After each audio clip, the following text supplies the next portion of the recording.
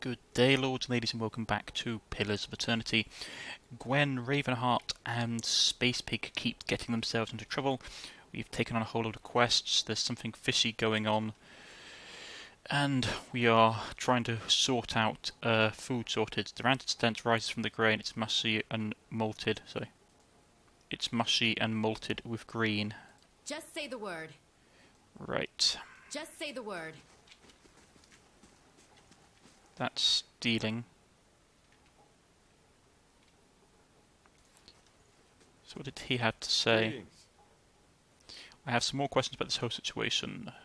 What's to explain? This isn't very complicated. I can't pay top price for the blooded wheat. I barely got enough good grain to go around. Swinner's howling after things he has no right to. Seems like a pretty clear story for a mess situation, declares Gwen. Trumbell frowns. It's naughty pauses. Look, Swinner's always been a rotten bastard. With stores so limited, maybe I save the good stuff for people who deserve it. Afura, for instance, he's expecting a child, so they let her starve instead. Do the villagers know about the grain supplies?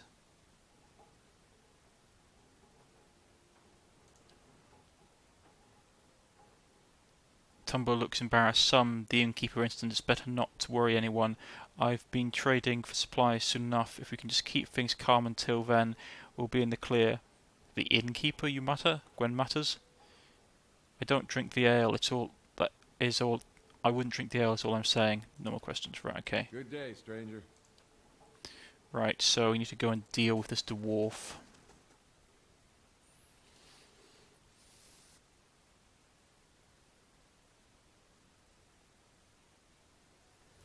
Right, so first things first. I hope everyone is enjoying my series. I really do like Pillars of Eternity. It's a really great game, and one that I don't think doesn't get enough recognition. Wrong button. Sorry.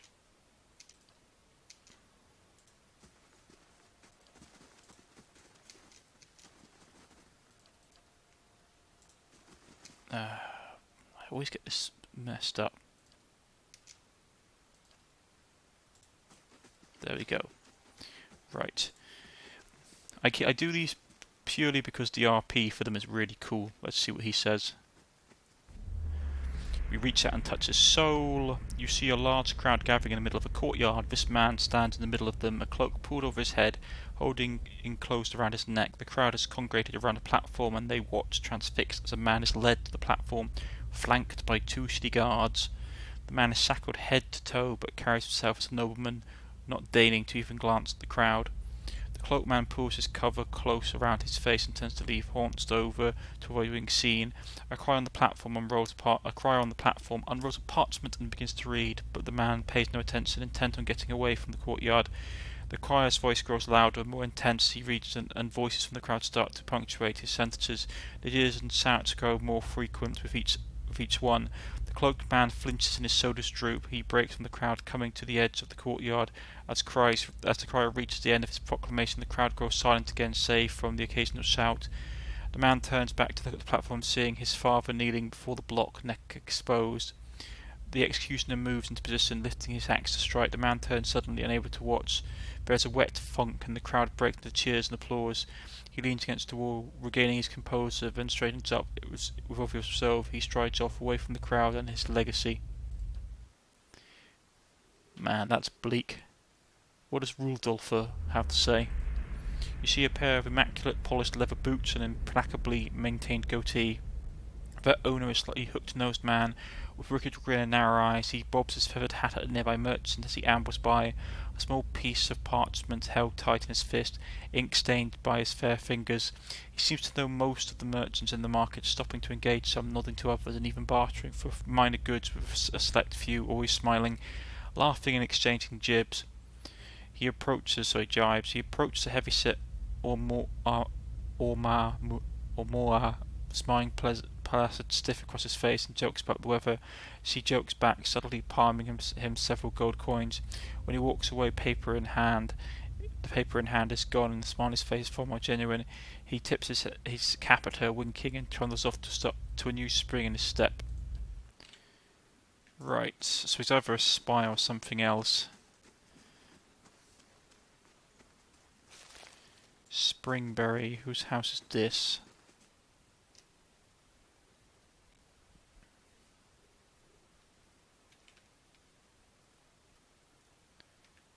Edwin Edwin Potaskov Kara Orlife. Okay, let's see what they have. More souls to read. Man, this is a long one. You see a crowded marketplace, vending stalls lining the road, their proprietors' voices calling out to passers-by to come sample their wares. This woman wanders through the throng, strolling hand in hand with another woman. They peruse the vendors' goods, tearing at the book merchant to a number of old, beautiful tombs, chatting with one another about what they see. One will pick up a book and show it to the other, who will take it, comment on it, and place it back on the shelf. Then the first will snatch up the book again and quickly pay the merchant before the other can snatch it back. They walk away from the market weighed down with packs full of books, still hand in hand, standing close, comfortable, familiar with each other. Man, this is actually a long... Man, this is a long one.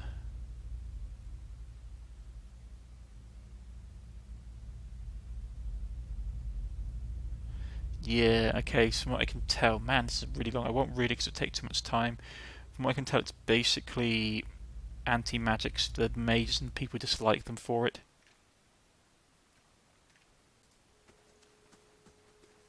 Brat Sky behind the sacks.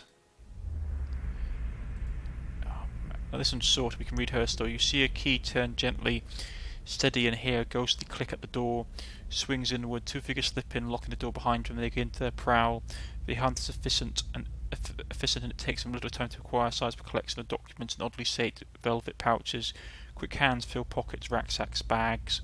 The door opens downstairs, and everyone freezes footsteps. A tired giggle. The thieves are all eye white, short breath as they empty their pockets of all but the necessities. Anything noisy hurriedly replaced. Silence from downstairs. Venting the steps up the staircase. A voice calls out. One thief creeps forward, the other just gesticulating wildly for him to return. He continues forward, crouching by the banister. He sees gaudy Susan's. He sees gaudy Susan. He shoves. The woman falls with a cut-off scream, rolling lifelessly to the floor below. Swearing, the second thief grabs her brother, and they make an escape, collecting whatever value they can on their way out. Yeah, boy, that's not good.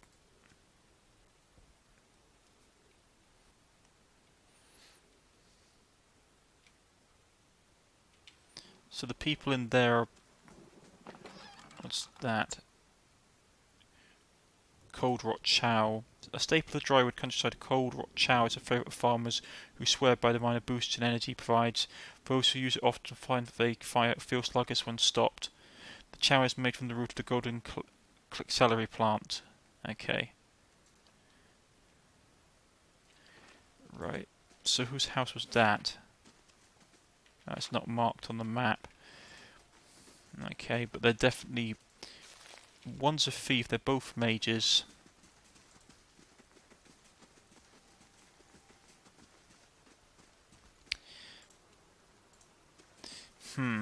Interesting. Interesting indeed.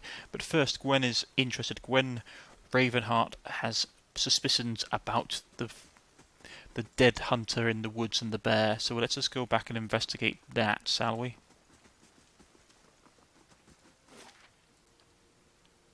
Yeah, it'd take me 8 hours.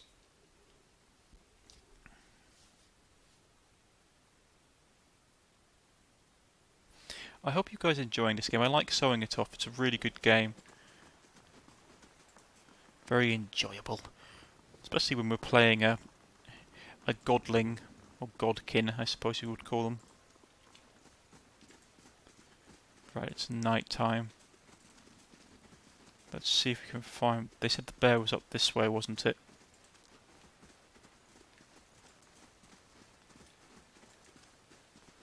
I think it's got to be in here.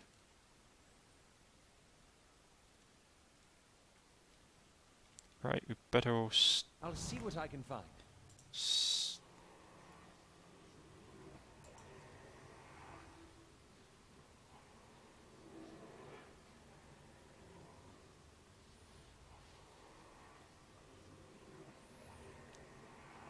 Huh? You haven't got much health, so you better stay with range at the moment.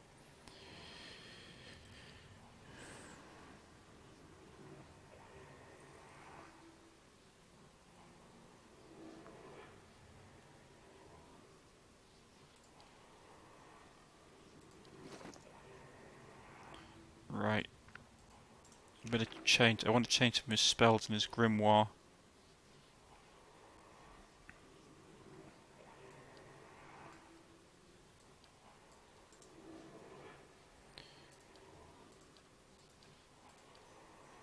There we go. Excellent. Right.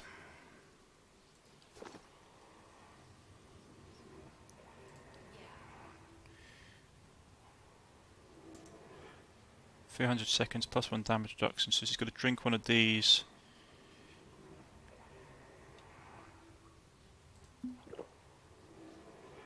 One of these.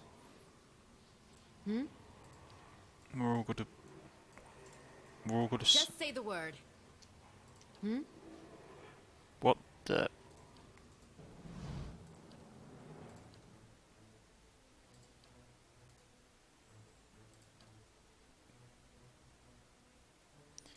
Oil slick it.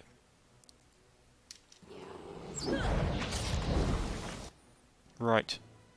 It's oil slicked.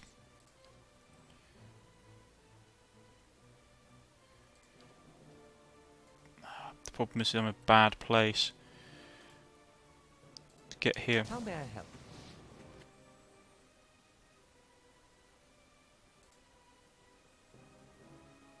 Again, smack it. Beyond seek. Indeed. Ah, dagnabbit, she's out of spells.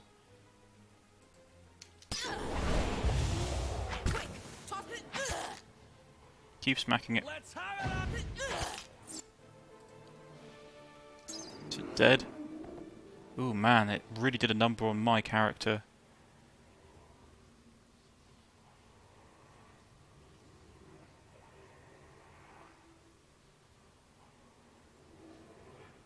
Good thing I had the boosts to it. Just say the word. Got the bear skin. Not a problem. Whole host of other stuff. Mice crawl through the eye sockets and the femurs. Ooh, there's bones all over the place. A poleaxe, really?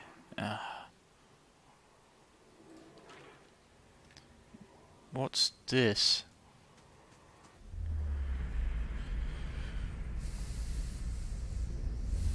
Lost spirit. A figure drifts suspended in the misty air of the cavern. His form and features blur and twist in cascading ripples of incandescence.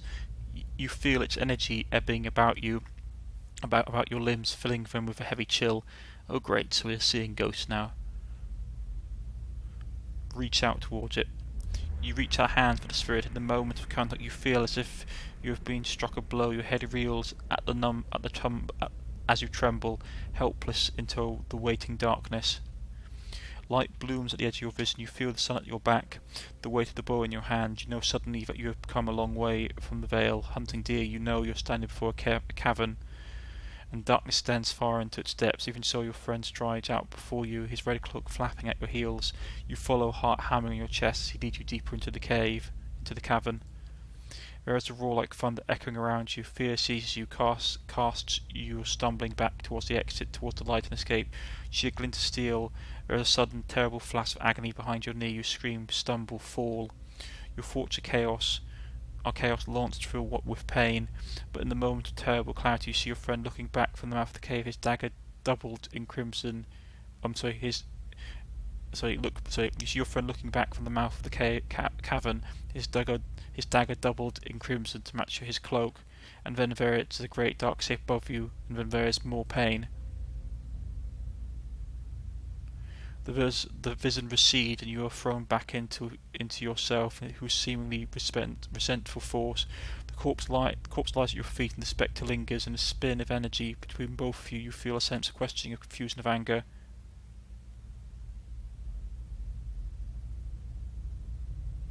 I have met him on the road, your friend. You were betrayed. Only a fool couldn't see it coming. You're a dead spirit. There's nothing. Let's see. It's Gwen. She's not a tactful person. You were betrayed. Only a fool couldn't see it coming. A sudden lasting anger emanates from the spirit. Rage and grief seem to pour from the gleaming figure like smoke. I'll find him and see that he answers for what he has done to you.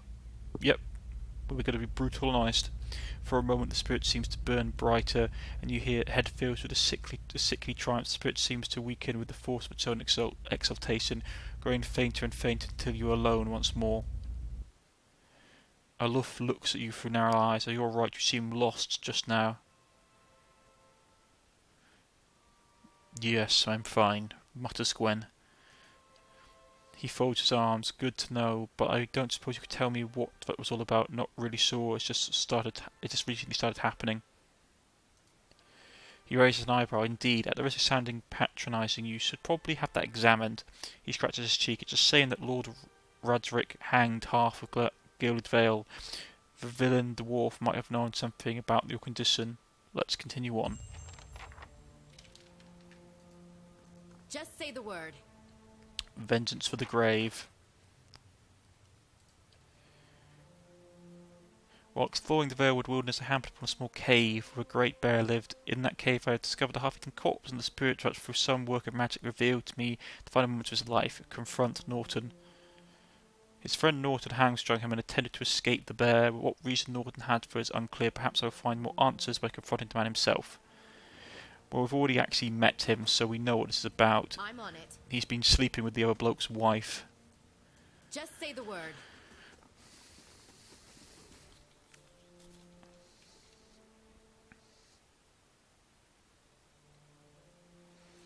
So let's get back to town. And we shall have our vengeance.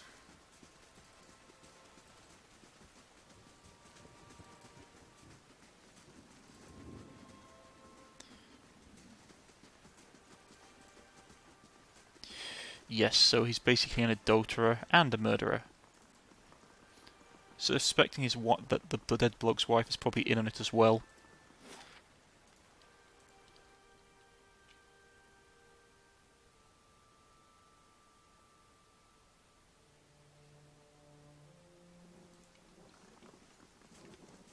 So let's go and see if we can find this man and make him pay for what he's done.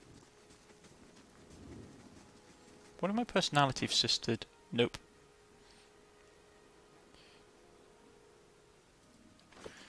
As long as I'm not malevolent or diplomatic, I won't get penalties. Which is fine by me. Where do we need to go?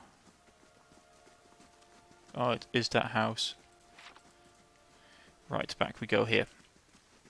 Let's see if we can get some answers, shall we?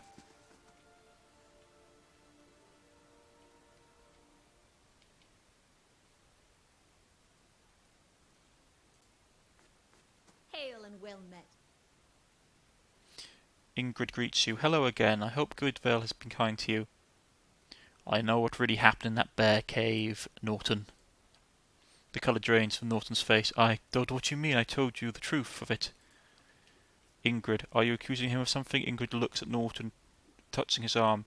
If this is about the accident, we both grieving Pearlie's loss. But it was wild animals doing. Norton shakes his head minutely. You see him trembling his hands. What would make you suggest such a thing? I had a vision in the cave. I saw Pearlie's last moments as he lived there. I saw you cut him down with a knife. Why did you do it? He was your friend. Resolve. Stop. I have no patience for cowards and liars. Let's do resolve, because we are literally a pretty ruthless person. Norton flinches but meets your gaze. After a moment he sets his jaw and nods. Fine, I confess that I did it. I saw to it he never left that cave. His hands fall to his sword belt, and I'd do it again. Ingold. Norton, wait. Ingold raised his hand. I don't know what you saw in that cave, but this isn't what you think. Pearly, my husband, he was such a meat. He was as much a beast as that bear. I tried to leave the first time. I suffered his temper, but he wouldn't have it. She looks away, expressing pain. Norton, we met, and I knew I found someone special, someone kind, who cared for me. Please, all we want to do is leave this place to start somewhere else. She looks down at the satchel. We have some coin saved up. You could have it if you'd only let us go. Sounds fair enough. Hand it over. No, whatever your reason, you caused man's death. You take this. I'm taking this to the magistrate. Parley didn't get a second chance. You two didn't deserve one either. Keep the money. Use it to start a new life. I don't need your coin. Go, get out of my sight.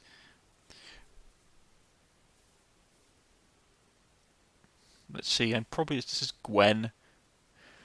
She's not nice. She's ruthless, but let's see it. No, for whatever reason you caused the man's death, I'm taking you to the magistrate.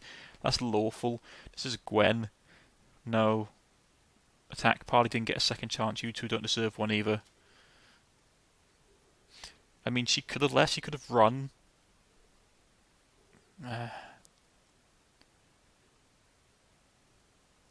For justice. Justice for the slain. No, whatever the reason. Problem is, if we don't have any proof to outright. No, whatever reason your reason to cause man's death and taking you to the magistrate. Let's do that one. I don't know what you think. You were told us magistrate a story about a dream you heard. Norton sneers, but you won't take this from us. Not when we're so close, and not from that wretched Pearly. Norton draws his blade. Okay, fine, dude. Gave you a chance. Was being merciful. Now you can die like everybody else.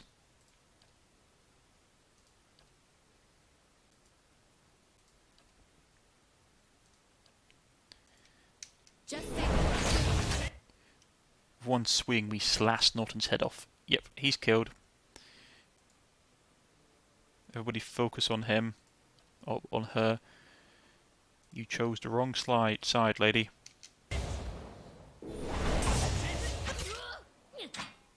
Bad for you. Yep, no mercy for the dead. He might have been not a nice person, but still, murder is murder. I would have probably just killed them. I think Gwen might have just outright killed them. Right, she leveled up. So get her mechanic level up, survival up, stealth up. Give her second wind ability and we'll get her. Yeah, there we go. Right, what we're going to give is backstab. This is all her class abilities. So we've got that reduces her. Well, gives her more endurance, recovery, running wound. Once per encounter. That hobbles them. Rymer's summons. So I summoned human skeletons to help us.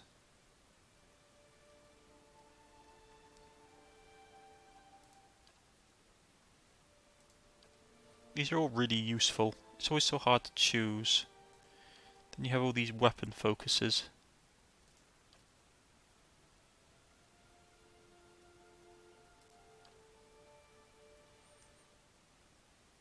Like all these are like once per rest. Except for that one. Like damage reductions and a whole host of stuff.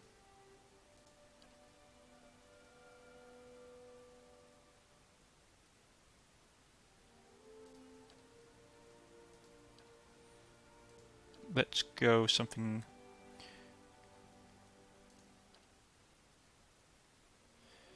That's for wizards.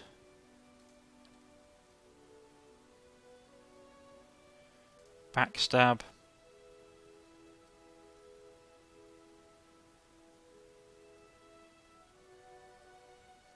Yeah, that could be doable. Let's grab that.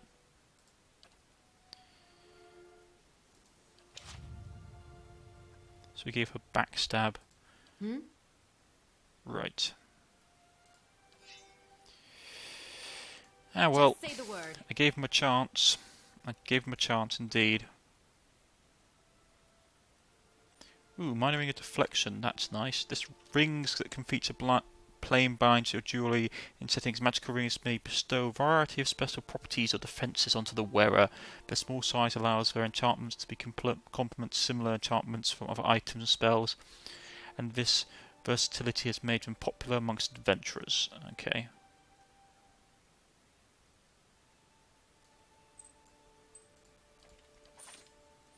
Well, their own fault for fighting. Got no mercy for them. Right.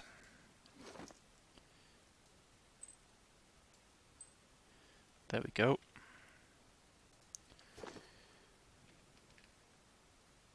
And we completed that story. Vengeance from the grave. While exploring, I killed Ingrid and Norton for the parts they played in Pearlie's death. Right, so that's taken care of. Right.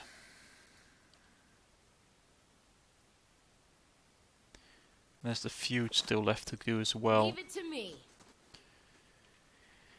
Well, that was interesting.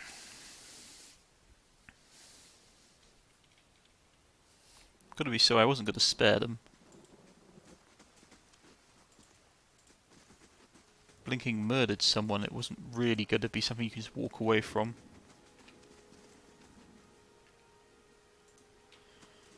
Don't know where I'm supposed to find the dwarf and his cronies.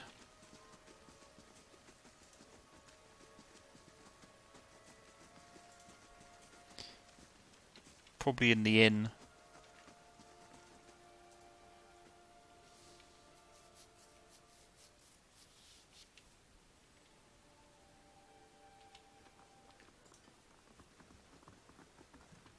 Yeah, he's there.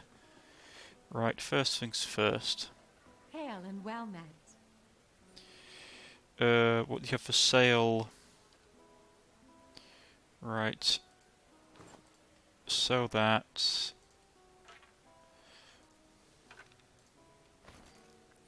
Got a whole bunch of stuff to sell. I've read that. I need to read the rest of these.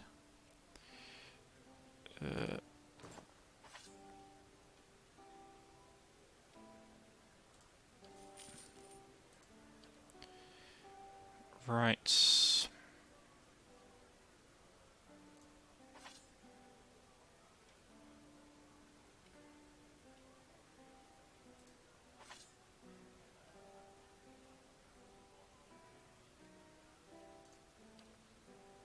that better than the one I have equipped? Oh, that's the same one I've got equipped. Okay.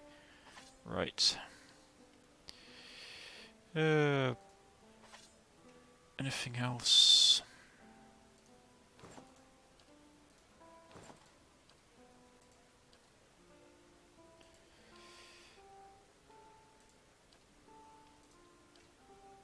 Thought someone picked up the bear skin. Right, we'll trade that.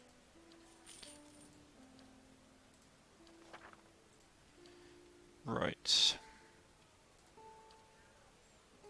Do they have anything? They have food and supplies. Man, that's worth a lot. Right. I would like to get a room for tonight, actually. Well met, friend. I'd like a room, please. Great, certainly. You're welcome.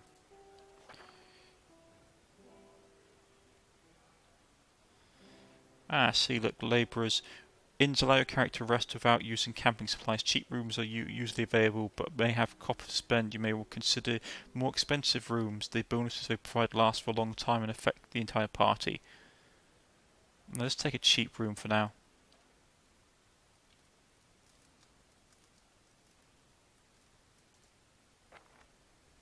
Your sleep is restless and fevered, assaulted by hisses and whispers, blanketed with suffering anxiety.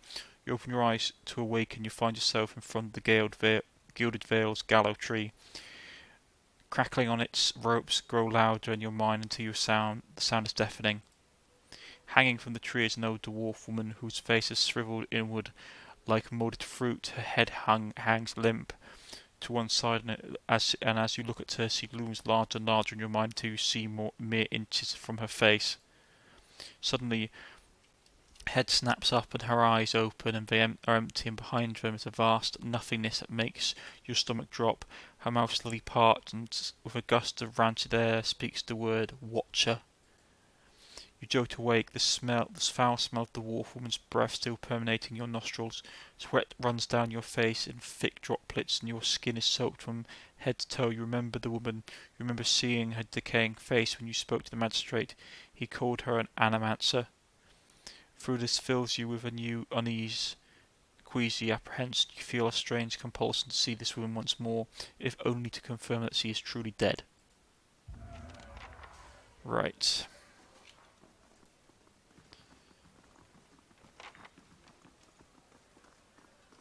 But first we need to talk to this bloke. Hello. Don't know who you are, don't much care. Keep walking, we're not here to chat with foreigners. Alof now sighs, careful. Looks like we're cut from the same cloth as those rowdies who attacked me. He wrinkles his nose, smells like it too.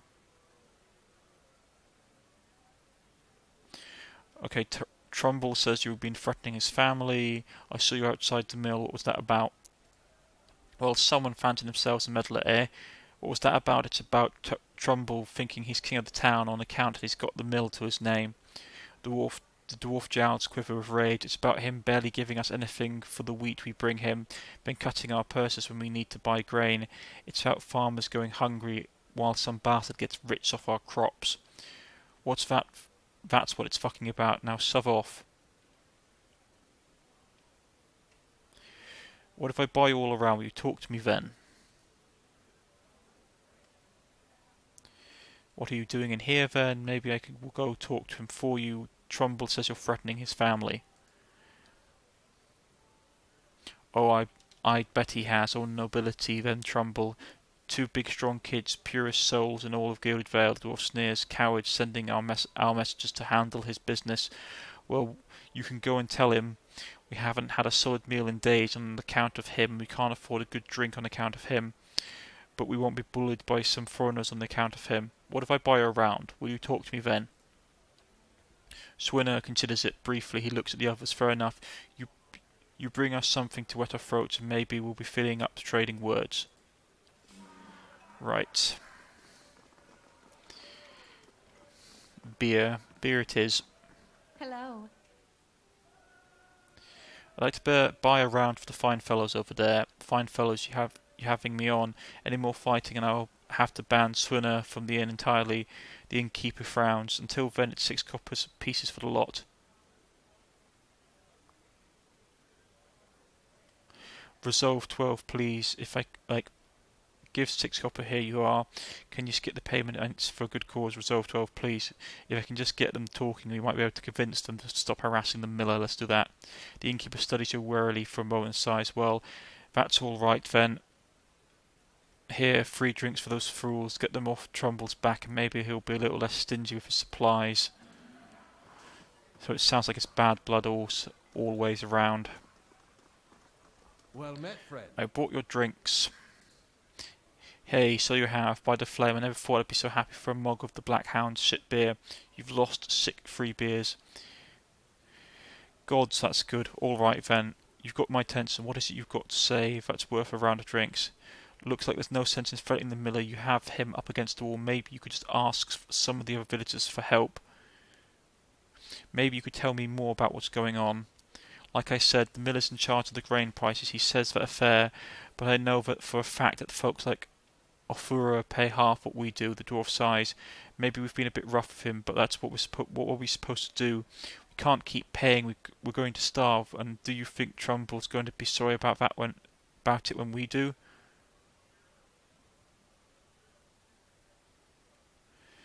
Maybe I can go talk to Tumble for you. Ha, you think you get through to him when we haven't? That man's thick as a peat bog, sorry. I hear he got his soul red. Found his kin used to grow sun-rid trees from the irid lords, up until they figured out their side was losing. Explains why his knees still ache to bend whenever the lord or lady crosses the road. So what's that? The man's thick as a peat bog. I hear he's got his soul red. Found his kin used to grow sun-reed trees for their Adrian lords, up until they figured out their side was losing. Right, okay, yeah, that makes sense now. He will be holed up in the mill for days. The coward dwarf eyes you consideringly. But here, if you give it a sop, then good luck. We'll owe you one if you manage it. Right. Neither side is really in the right with this, unfortunately.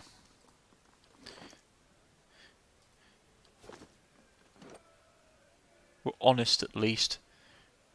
Maybe you can be brutally honest.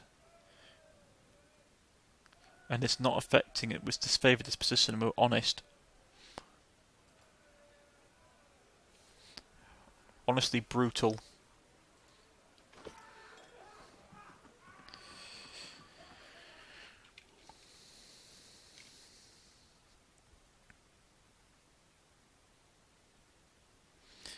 Right, we'll go back to the mill. I can see both arguments. But it's not going to end well for anybody. It never does in these situations.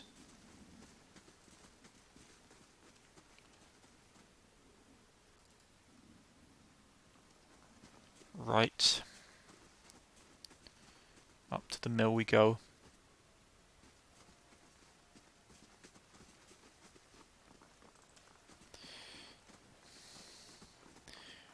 We're going to end it here, lords and ladies. I've been Cornish-Knight. If you have liked, please press the like button. If you wish to subscribe, please press the subscription button. You can follow me on Twitter, you can follow me on Steam, or you can leave a comment in the comment section and I'll get back in contact with you. This has been Pillars of Awakening. I've been Cornish-Knight. What's it? Pillars of Awakening? It's Pillars of Eternity. Why am I saying it's Pillars of Awakening for some reason? No, it's Pillars of Eternity. I'll see you all next time, folks. Goodbye.